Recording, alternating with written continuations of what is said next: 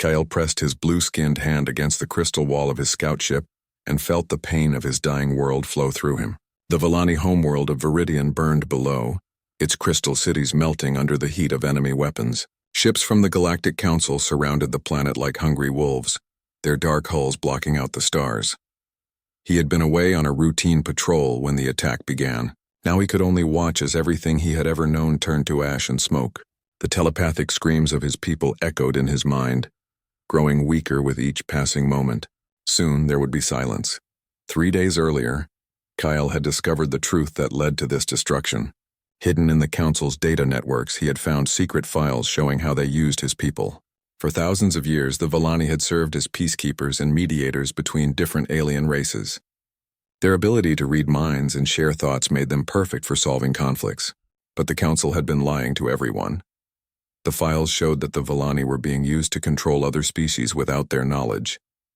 When alien leaders met to discuss trade or peace, Villani diplomats would quietly enter their minds and plant thoughts that served the Council's interests. Entire civilizations had been manipulated into following orders they thought were their own ideas.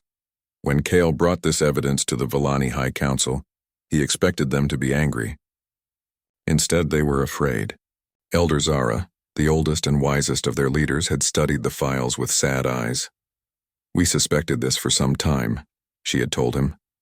"But what choice did we have? The Council provides protection for our people. Without them, we would be alone in a hostile galaxy." But Kale could not accept this. Neither could many other young Villani. They demanded that their people stop helping the Council control others. They wanted to tell the truth to all the species that had been manipulated. The Council's response was swift and brutal. When the Villani refused to help with their next peacekeeping mission, the Council declared them traitors to galactic order. Within hours, a massive fleet appeared in Viridian's sky. Now Kale watched his world die and felt helpless rage burn in his chest. His small scout ship had no weapons that could fight the Council's warships. He could only record what was happening and hope that someone, somewhere, would care about the truth. A new ship appeared on his sensors, different from the Council vessels. It was smaller and had a strange design he had never seen before. The ship's hull was white and blue, and it moved with careful purpose through the battle zone. As it came closer, Kale received a transmission. "Unknown vessel, this is Captain Do-Hyun Kim of the human ship Harmony's Edge. We are here to help. Please respond if you can hear this message. Humans." Kale had heard of them but never met one. They were a young species that had only recently joined the galactic community. Most older races considered them primitive and unimportant. What could they possibly do against the Council's fleet? "This is Kale of the Villani," he transmitted back. "My world is being destroyed. There is nothing you can do to help us now." "We disagree," came the reply. "We have ships coming to evacuate survivors. Can you guide us to safe landing zones?" Kale almost laughed at the human's confidence. "You have ships? How many?" 12 transport vessels and 4 escort fighters. Now Kale did laugh, though it came out as a bitter sound. "The Council has over 300 warships surrounding my planet. Your 16 ships will be destroyed in minutes." "Maybe," Captain Kim said calmly. "But we have to try. Every life we save matters." Something in the human's voice made Kale pause. There was no fear there, no hesitation, just quiet determination to do what was right, even if it seemed impossible. Over the next few hours, Kale watched in amazement as the human ships performed a rescue mission that should have failed completely. They used the planet's magnetic field to hide from Council sensors, landing in remote areas where Villani survivors had gathered. The escort fighters, though tiny compared to Council warships, used hit-and-run tactics to distract the enemy, while the transports loaded refugees. Captain Kim's ship, the Harmony's Edge, coordinated the entire operation while dodging energy blasts that could have vaporized it in a single hit. Somehow the humans managed to rescue nearly 10,000 Villani before the Council finally noticed what was happening. When the enemy fleet moved to destroy the rescue ships, Kale made a decision that surprised even himself. He flew his scout ship directly into the path of a Council warship's main weapon, buying the humans precious seconds to escape. His shields failed and his engines died, but he had given them the time they needed. As his damaged ship drifted in space, Kale expected to die alone among the stars. Instead, he felt the gentle touch of a tractor beam pulling him toward safety. The Harmony's edge had come back for him. "No one gets left behind," Captain Kim told him when Kale was brought aboard. "That is not the human way." Elder Zara was among the survivors, along with Nyx, a warrior priest who had tried to organize the planet's defense. They sat in the human ship's medical bay, their blue skin pale with shock and grief. Around them, human crew members worked to tend their wounds and provide comfort. "Why did you risk your lives for us?" Zara asked Captain Kim. "We are strangers to your people. The Council will punish you for this." The human captain was quiet for a moment, looking out at the stars through a small window. "Because it was the right thing to do," he said finally. "Where we come from, we learned that people are strongest when they help each other. It does not matter if you are human or Villani or anything else. When someone needs help, you help them." Nick shook his head. "Every other species we have known has tried to use us for our abilities. They see us as tools, not people. How do we know humans are different?" Do-hyun Kim met the warrior priest's suspicious gaze without anger. "You do not know," he admitted. "But we would like the chance to prove ourselves to you. We have a place where you can be safe while you decide what to do next. No strings attached. No demands for payment, just sanctuary."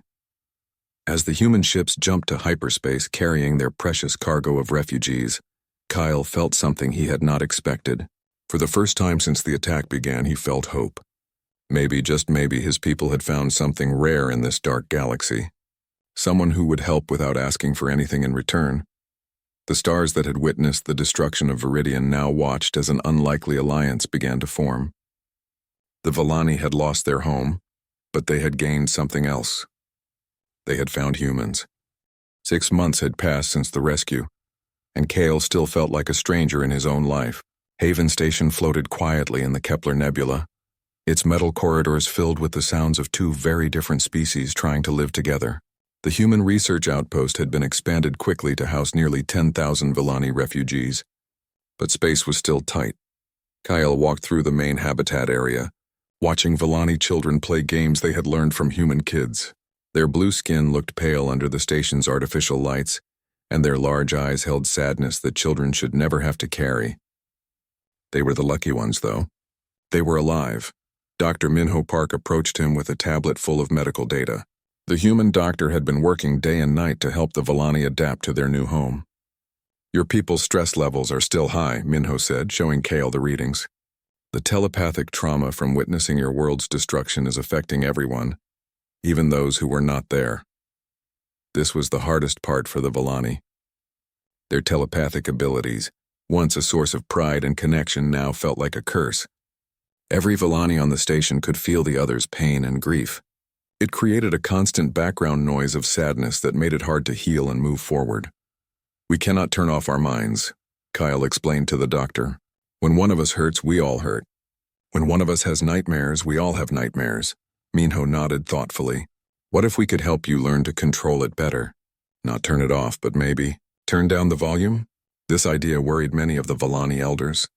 Their telepathic connection had always been sacred to them.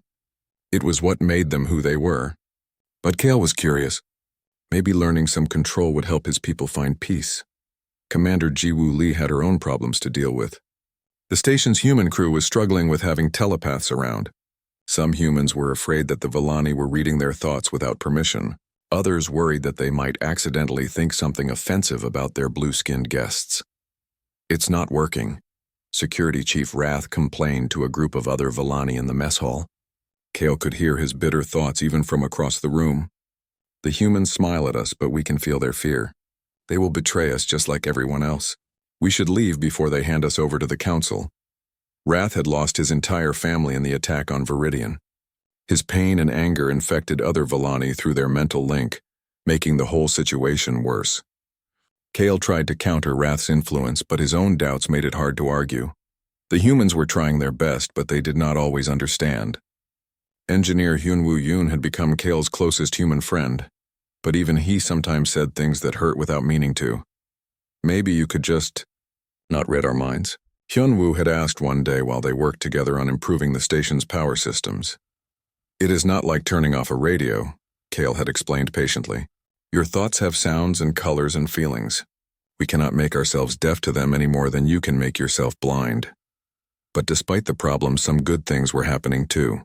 Volani healers worked with human doctors to help injured refugees. Human engineers learned from Volani crystal technology to improve the station's systems. Children from both species played together, creating friendships that gave everyone hope. Everything changed on a Tuesday morning when alarms started blaring throughout the station. Commander Ji-Woo Lee's voice came over the speakers, urgent and clear. All personnel to battle stations. We have received a distress call from the colony ship New Hope. They are under attack by pirates and need immediate assistance. In the command center, Tactical Officer Sun-Ho Choi was studying the sensor readings with growing concern. The pirates have 6 heavy cruisers, he reported. New Hope only has basic defensive systems. They won't last long. The human defense fleet in the area consisted of 3 patrol ships and 2 escorts. Against 6 pirate cruisers, they did not have much chance of winning. 50,000 human civilians on New Hope were going to die unless something changed quickly. Elder Zara had been listening to the reports from the back of the command center.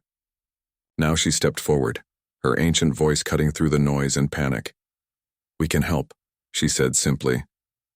Commander Ji-Woo Lee turned to look at her. "Elder, with respect, we don't have time to evacuate you from the combat zone. The pirates will be here within hours." "You misunderstand," Zara replied. "We are not asking to be evacuated. We are offering to fight alongside you." The command center went quiet. Every human in the room stared at the elderly Volani woman as if she had suggested something impossible. "The Volani are not warriors," Commander Lee said carefully. "Your people are diplomats and healers." Nick stepped up beside Zara, his warrior priest robes rustling with his movement. "Some of us remember how to fight," he said. "And our telepathic abilities could give your ships a great advantage in battle." Sun-Ho Choi looked interested despite his doubts. "What kind of advantage?" "Volani can link minds across great distances," Nix explained. "If we place our people on your ships, they could share information instantly. Your pilots would know what every other ship was doing at the same moment. Your weapons would fire with perfect coordination." Wrath spoke up from where he had been listening near the door. "This is foolish," he said, his mental voice sharp with anger. "Why should we risk ourselves for human strangers? Let them solve their own problems." But other Volani were already volunteering. They had lived on Haven Station for 6 months, eating human food, breathing recycled human air, sleeping in beds the humans had built for them. The humans had risked their lives to save the Volani when no one else would help. Now it was time to return that kindness. Within 2 hours, the hastily assembled rescue fleet jumped into hyperspace. 5 human ships carried mixed crews of humans and Volani, working together for the first time in real combat. Kale found himself on the bridge of Sun-Ho Choi's patrol ship, his mind linked to Volani on the other 4 vessels. When they arrived at New Hope's location, the battle had already begun. The colony ship was badly damaged, its engines failing and its hull breached in several places. The pirate ship circled it like sharks, firing at will while the small human escort tried desperately to protect the civilians. "All ships, attack pattern Alpha," Sun-Ho commanded over the radio. But Kale was already sharing that information telepathically with the other Volani, before Sun-Ho's words reached the other ships through radio signals. Their Volani crew members had already told their human partners what to do. The 5 human ships moved as one, their attacks perfectly timed and coordinated. The pirates had never seen anything like it. Human ships had always fought individually, each captain making his own decisions and hoping for the best. But now the rescue fleet moved like a single organism, every ship knowing exactly where the others would be and what they would do next. Kale felt the excitement and determination of his fellow Volani as they guided human weapons to their targets. For the first time since losing their homeworld, the Volani were using their abilities to protect instead of being used to control. The battle lasted only 30 minutes. When it was over, all 6 pirate ships were either destroyed or fleeing, and New Hope was safe. The rescue had been a complete success, with minimal casualties on the human side. As the rescue fleet prepared to return to Haven Station, Kale felt something new flowing through the telepathic link between his people. It was not grief or fear or anger. It was pride. For the first time in months, the Volani felt like they had done something that mattered. "Thank you," Commander Lee said to Elder Zara when they reached the station. "Your people saved 50,000 lives today." Zara smiled, the first genuinely happy expression Kale had seen from her since the rescue. "No," she corrected gently. "Our people saved them, Volani and humans together." But their celebration did not last long.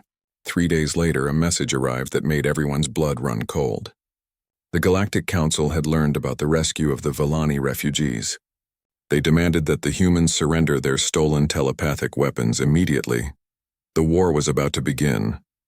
The message from Earth Command arrived like a death sentence. Admiral Narisong's face filled the main screen in Haven Station's command center, her expression cold and official. Behind her, Kale could see the bridge of a massive human warship, bristling with weapons and swarming with crew members. "Commander Lee," Admiral Song said in a voice that allowed no argument, "you have 48 hours to prepare the Volani refugees for transfer to Council custody. Earth Command has decided that continued harboring of these fugitives poses an unacceptable risk to human space." Commander Jiwoo Lee stood straighter, her jaw set in defiance. "With respect, Admiral, these people are not fugitives. They are refugees seeking protection from persecution." "They are weapons," Admiral Song replied sharply. "Telepathic weapons that the Council considers stolen property. If we do not return them, the Council will declare war on humanity. We cannot risk billions of human lives for 10,000 aliens, no matter how sympathetic their situation." The transmission ended, leaving the command center in stunned silence. Kale felt the wave of despair that swept through the Volani telepathic network. They had dared to hope they had found safety, but now it seemed they were just tools to be traded between species again. "We should go," Elder Zara said quietly, her ancient voice heavy with resignation. "We have brought enough trouble to your people. We will not be the cause of a war between humans and the Council."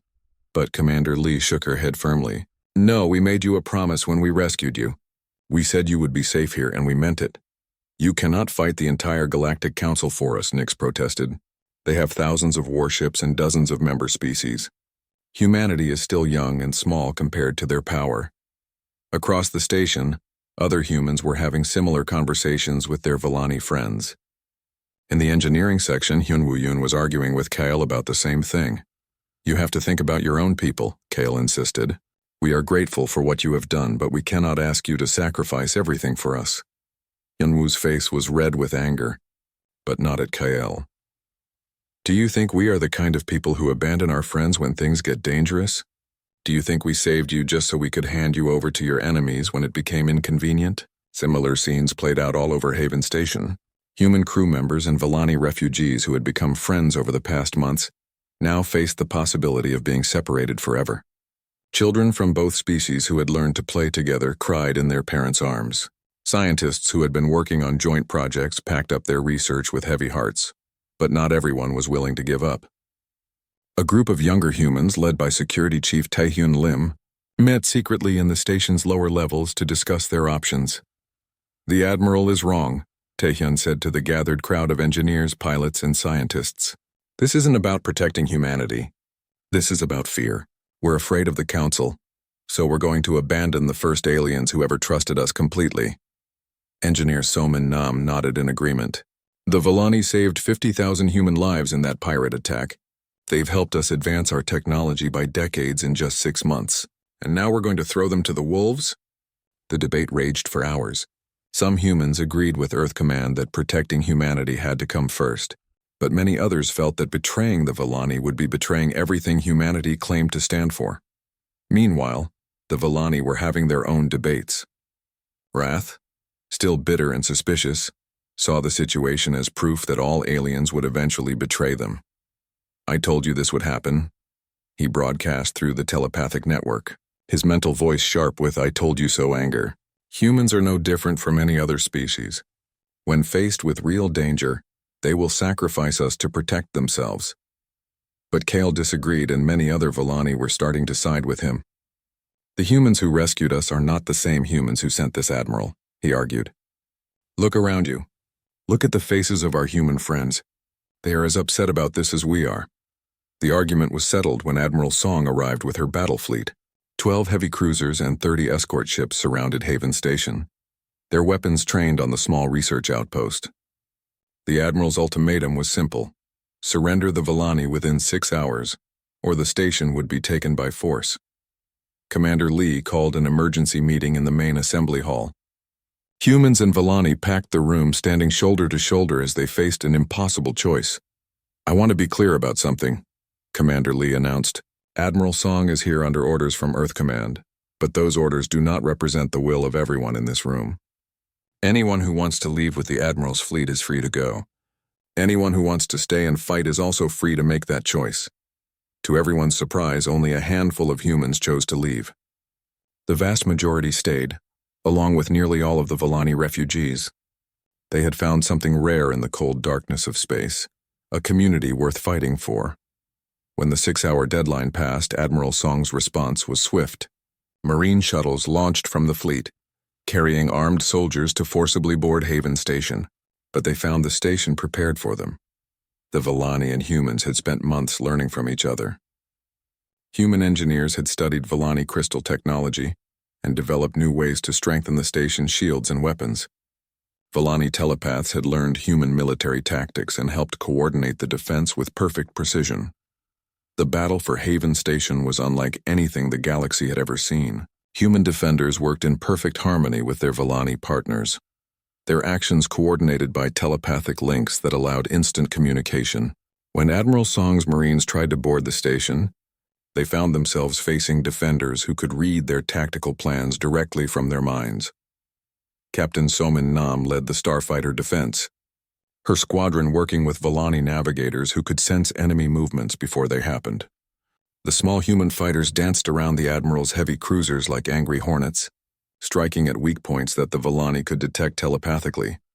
Kale found himself working alongside Hyunwoo to keep the station's power systems running under fire. Every time the Admiral's ships damaged a critical system, the human Volani engineering teams repaired it faster than it could be destroyed. But they all knew they were fighting a losing battle.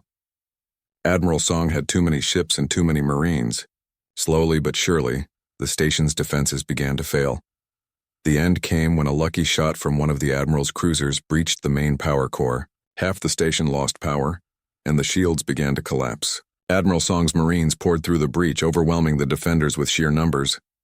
"All units, this is Commander Lee." Jiwoo's voice crackled over the emergency channels. "Execute evacuation plan Exodus." Repeat, execute Exodus. What happened next was the result of months of secret planning between human and Volani engineers. Hidden throughout the station were small escape pods, each one equipped with a tiny hyperspace engine reverse-engineered from Volani technology. As Admiral Song's Marines secured the station, over 8,000 humans and Volani escaped in these pods, scattering to predetermined rendezvous points throughout the nebula. Admiral Song found herself in control of an empty station. The people she had come to arrest were gone, vanished into the dark spaces between the stars where her sensors could not track them. Standing on the station's command deck, Admiral Song looked out at the nebula and felt a chill that had nothing to do with the station's failing life support. She had followed her orders and secured the station, but she had also done something else. She had turned the Volani refugees and their human protectors into something much more dangerous than helpless victims. She had made them rebels. Deep in the hidden places of the Kepler Nebula, Commander Jiwoo Lee was already meeting with Elder Zar and the other leaders to plan their next move. They had lost their safe haven, but they had gained something else, the knowledge that they could fight back. "What do we do now?" asked Nix, his warrior instincts already turning to thoughts of revenge. Jiwoo Lee looked around at the mixed group of humans and Volani, who had chosen to stand together against impossible odds. "Now we show the galaxy that freedom is worth fighting for," she said. "And we find others who think the same way." The Human-Volani alliance had been born in fire and loss, but it had survived. Now it would grow, and the Galactic Council would learn that some things could not be controlled or conquered. The rebellion had begun.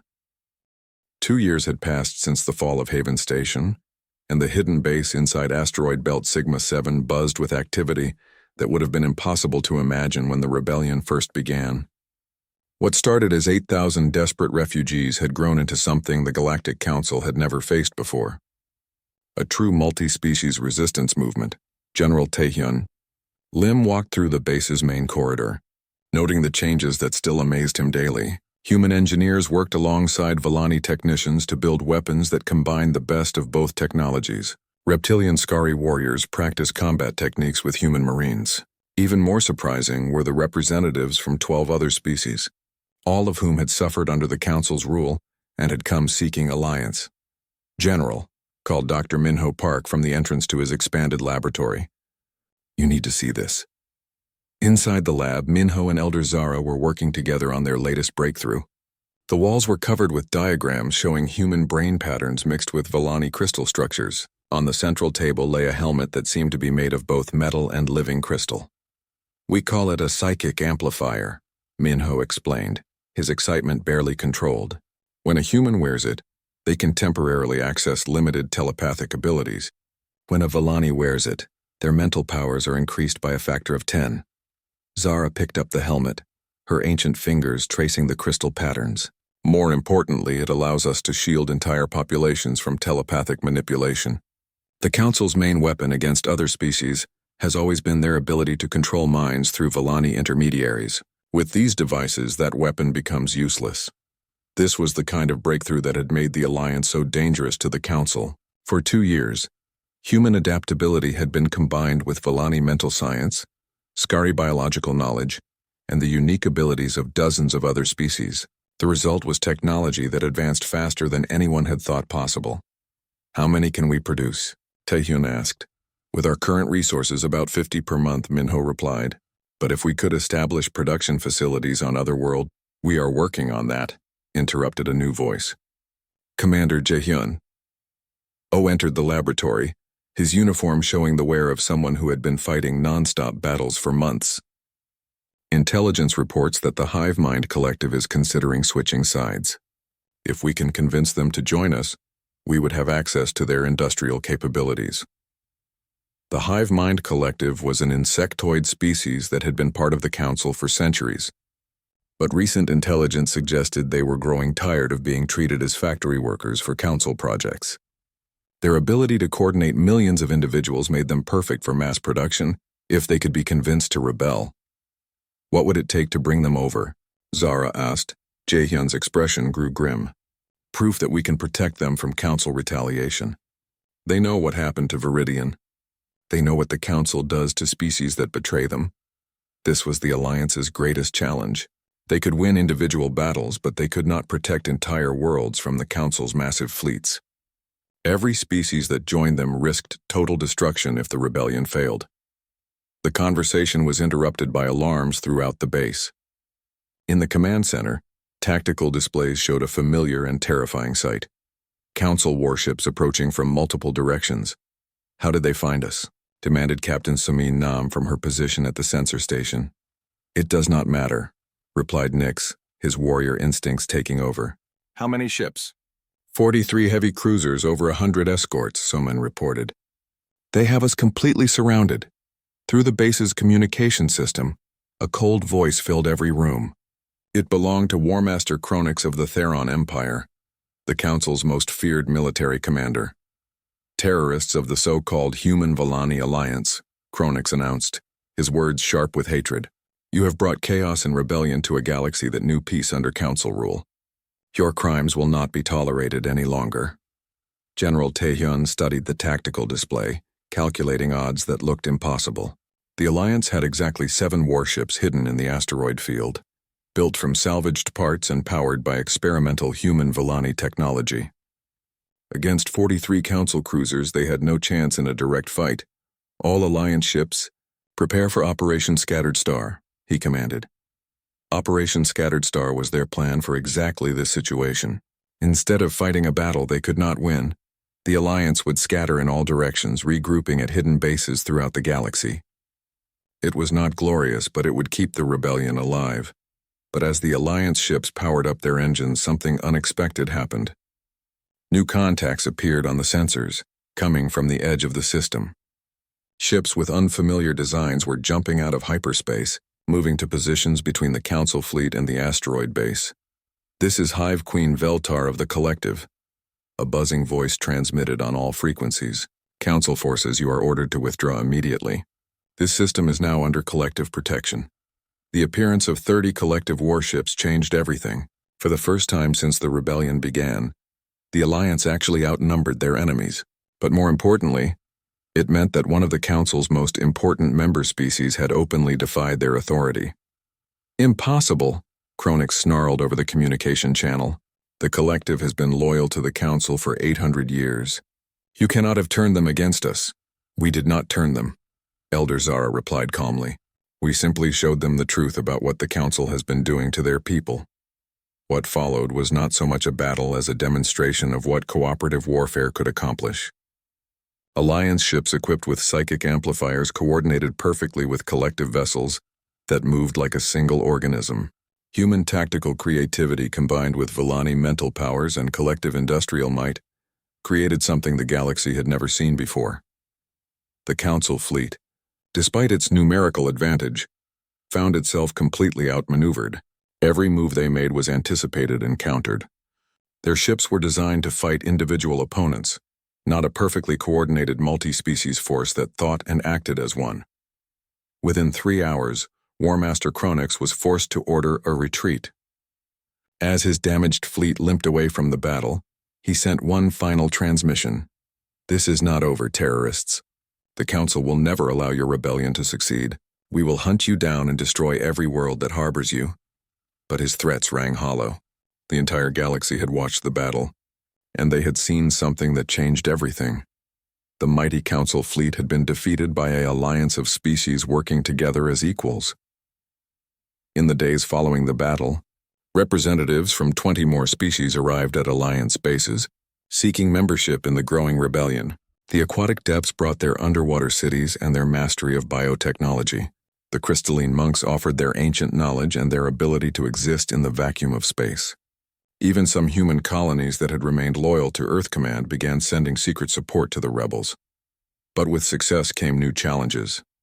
Intelligence reports suggested that the Council was developing new weapons specifically designed to counter Alliance tactics. More worrying were rumors of something called Project Silence, a secret Council program that was reportedly nearing completion. We need to find out what Project Silence is, General Taehyun told his staff during a strategy meeting. Our sources in Council space have gone quiet, which usually means something big is about to happen. Jaehyun volunteered to lead a reconnaissance mission into Council territory, but Kale had a better idea. Let me go, he said. I can pass for a regular Villani refugee if I have to. The Council still uses my people as diplomats in some systems. I might be able to get close to their research facilities. It was a dangerous plan, but it was also their best option.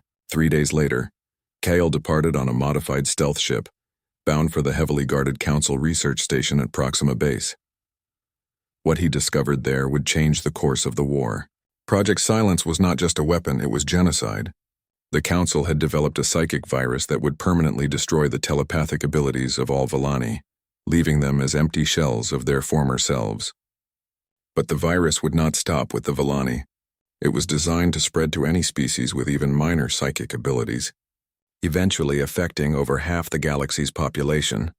When Kale transmitted his findings back to the Alliance, the reaction was immediate and furious. This was not just about the Villani anymore. The Council was planning to lobotomize entire civilizations to maintain their power. They have gone too far, Elder Zara said, her usual calm replaced by cold anger. This is not about control anymore. This is about the complete destruction of mental diversity in the galaxy. The Alliance response was swift and massive. Every available ship was called to action, and emergency messages were sent to potential allies throughout Council space. The time for small-scale rebellion was over. As fleet commanders across Alliance space prepared their forces for the final confrontation, one message was repeated on every channel. The Sol system had never seen anything like it. Over 10,000 Council warships darkened the space around Earth's sun, their massive hulls blocking out entire constellations. At their head flew the Council's greatest weapon, the Super Dreadnought Absolute Order, a ship so large it had its own gravity field and carried enough firepower to destroy entire star systems. On Earth, people looked up at skies filled with enemy ships and waited for the end of their world. The Council had come to make an example of humanity, to show the galaxy what happened to species that dared to rebel against their authority. But Earth was not defenseless. Admiral Soyun Kang stood on the bridge of the Alliance flagship Unity's Dawn and watched as her own fleet took defensive positions throughout the system. 3 years of rebellion had given the Alliance time to build an impressive force. 800 ships from dozens of different species, all working together with perfect coordination. All ships, "This is Admiral Kang," she transmitted to the mixed fleet of human, Valani, Skari, Collective, and dozens of other designs. "Today we fight not just for our own survival, but for the right of every thinking being in the galaxy to remain free. Remember what we learned. Diversity is strength, cooperation is victory, and fear has no power over those who stand together." On the Council flagship, Supreme Admiral Vextar reviewed the tactical situation with cold satisfaction. The rebels had managed to gather an impressive force, but numbers told the true story. The Council had 12 ships for every one the Alliance could field. "Begin the assault," he commanded. "Target the human homeworld first. When Earth burns, the other species will surrender quickly enough." What followed was the largest space battle in galactic history. Council ships built for overwhelming firepower and heavy armor crashed into Alliance formations like a tidal wave of destruction. But the Alliance had learned to fight differently than anyone expected. Instead of meeting the Council head-on, Alliance ships scattered throughout the system, using the planets, moons, and asteroid belts as cover. Human tactical creativity combined with Valani telepathic coordination allowed them to strike at weak points and vanish before the Council could retaliate. Kyle found himself aboard Captain Jinwan Seo's fighter, their minds linked in the perfect partnership they had developed over years of fighting together. The human pilot's reflexes combined with Kale's ability to sense enemy movements before they happened made them nearly impossible to hit. Council dreadnought moving to attack Earth's orbital stations. Kale reported through the telepathic network that connected every Alliance ship. Weak point detected in their rear shields. Instantly, 50 Alliance fighters converged on the dreadnought from different directions, their attacks perfectly timed. The massive Council ship found itself under assault from every angle at once, its defenses overwhelmed by the coordinated attack. This pattern repeated throughout the system. Council ships that had been designed to fight individual opponents found themselves facing perfectly coordinated swarms of smaller vessels that fought as a single organism. Every time a Council captain made a tactical decision, Valani telepath sensed it and warned their allies before the orders could even be transmitted. But the Alliance was still outnumbered, and slowly their ships began to fall. For every Council vessel destroyed, the Alliance lost 3 of their own. Earth's orbital defenses cracked under the constant bombardment, and fires began to spread across the planet's surface. The turning point came when Admiral Soyeon Kang made a decision that shocked both fleets. Instead of pulling back to defend Earth, she ordered a direct assault on the Council flagship itself. "All available ships follow Unity's dawn," she commanded. "We are going to cut the head off the snake." It was a desperate gamble that should have failed completely. The absolute order was protected by hundreds of escort ships and defensive platforms, but the Alliance had one advantage the Council had never expected. They were willing to sacrifice themselves for each other. Skari warriors in boarding pods crashed through the flagship's shields, accepting certain death to clear a path for others. Collective ships used their industrial modification abilities to tear holes in the super dreadnought's armor. Human pilots flew suicide missions to disable key systems. And through it all, the Valani telepaths held the Alliance together, sharing thoughts and emotions that turned thousands of individual ships into a single weapon of incredible power. Kale and Jinwan fought their way through the flagship's corridors, alongside Marines from a dozen different species.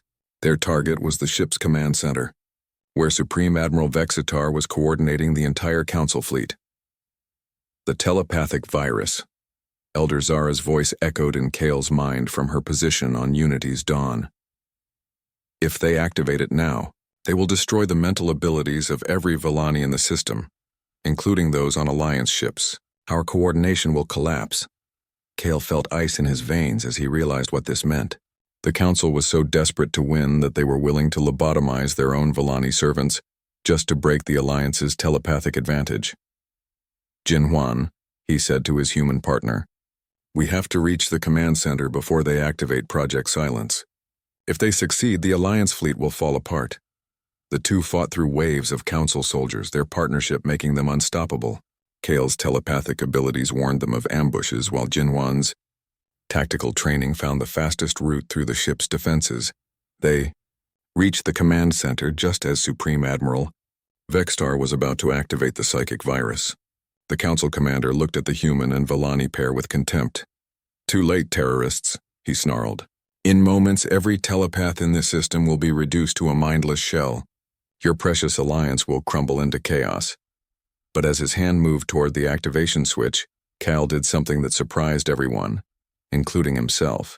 Instead of trying to stop the Admiral physically, he opened his mind completely, broadcasting his thoughts and memories to every consciousness in the system. Through the telepathic network, every person in both fleets experienced Cal's memories. The destruction of Viridian, the rescue by Captain Kim, the months of learning to trust humans, the friendships formed between species, the battles fought side by side, and most importantly, the hope that had grown from cooperation and understanding. But it was not just Cal's memories that flowed through the network.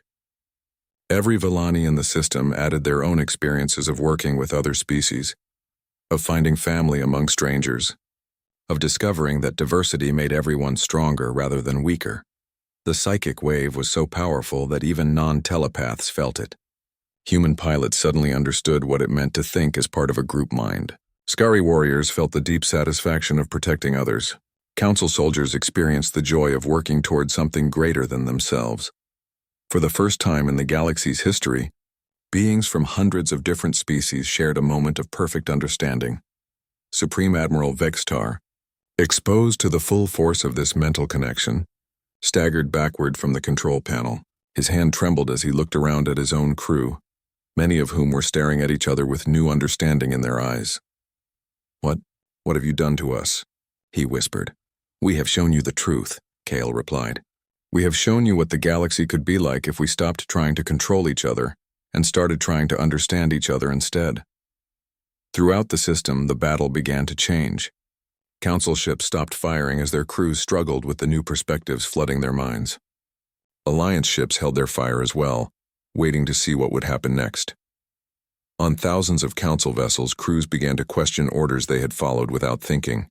Why were they trying to destroy species that only wanted to be free? Why were they fighting to preserve a system that treated most of them as servants rather than citizens? The rebellion that had started with one species helping another now spread throughout the Council fleet itself.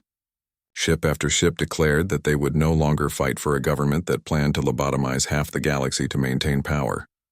Within hours, the mighty Council fleet had fractured into 1,000 pieces. Some ships remained loyal to the old ways, but many more joined the Alliance or simply withdrew from the battle entirely. Supreme Admiral Vextar, faced with the complete collapse of his forces, finally admitted defeat. The psychic virus was disabled, the super dreadnought surrendered, and the Council's 1,000-year reign of authoritarian control came to an end. But the Alliance's victory was not about conquest.